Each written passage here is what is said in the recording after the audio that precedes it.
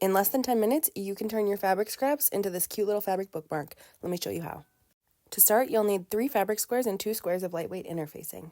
Then we'll prepare our fabric by ironing the interfacing onto the back of 2 of the squares.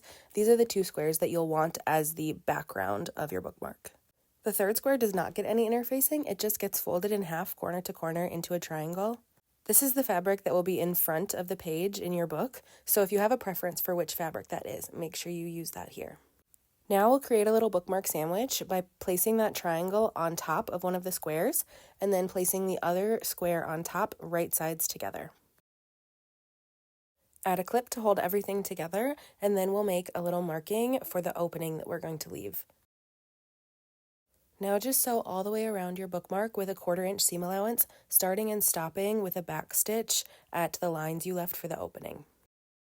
Once that's sewn, we're going to snip off the corners so that they will turn out into points a little bit better, and also press those seam allowances a little bit to make our edges smoother when we turn this right side out.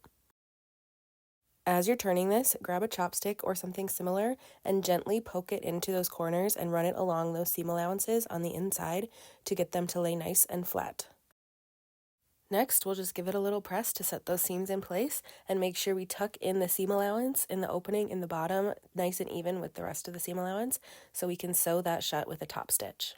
After stitching 1/8 of an inch away from the edge all the way around, this beauty is done and ready to go in your book.